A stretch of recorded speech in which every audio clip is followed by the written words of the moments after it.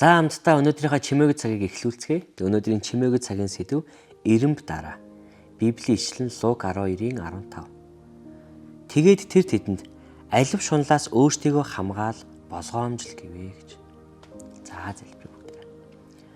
Ааваа бид таны үгнээс суралцахаар ирлээ. Тэгээд өөрийнхөө үгээр биднийг удирдан дагуулж чиглүүлж бидэнтэй яриарай гэж залбирч байна. Амен. Хөл бөмбөгийн улирлын эхэнд дасгалжуулагч Том бүх тамирчидаа юу нэн чухал талаар өөрийн мөрддөг Бурхан гэр бүл хөл бөмбөг гэсэн ирэмбийг хэлж өгдөг байжээ.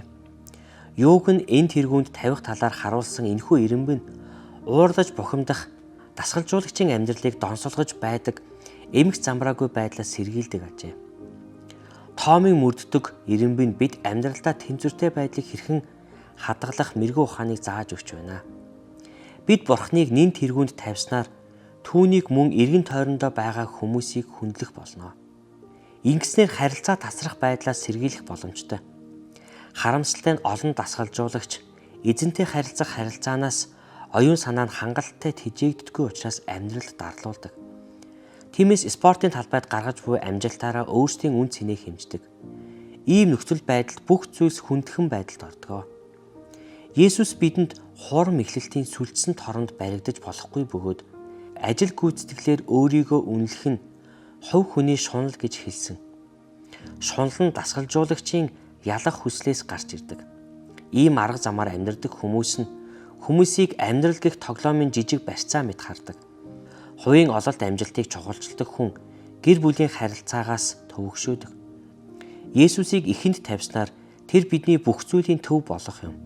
Түүнийг эхэнд байлгаснаар түүний төлөө хамгийн сайнаар байх гэж хичээн зүтгэх бөгөөд ажил мэргэжлээч зөв байр суурьнд тавих болно.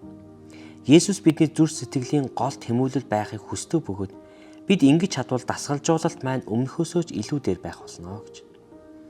Дуулал 127-гийн 1-ээс. Эзэн гэрийг барьж байгуулахаас нааш түүнийг байгуулагчид дэмий хөдөлмөрлөнө. Эзэн хотыг хамгаалахаас нааш манаач хүн дэмийл сэрүүн байна. Хайрлах хүндээ тэр нойрогч өгдөг атал харин та нар эрт босож орой тутал суугаад зүтгэж олсон талгаа идэхэн зүгээр л дэмий аж. Харах дүн үр хүүхэд эзнээс ирэх өв. Умайн үр жимсэн шагнал болоо. Залуу хүний хөвгүүд дайчны гарт буй сум адил. Тэднэр саадгаа дүүргсэн хүн юутай өрөөлтэй вэ? Үүд хаалган дээр дайснуудтайгаа тэд ярилцах үедээ ичхүүрт эс ормаа гэж. Амен. Тэгээд эзний үг үргэлжлүүлэн та бүхэнтэй ярих болтугай. Бурхавыг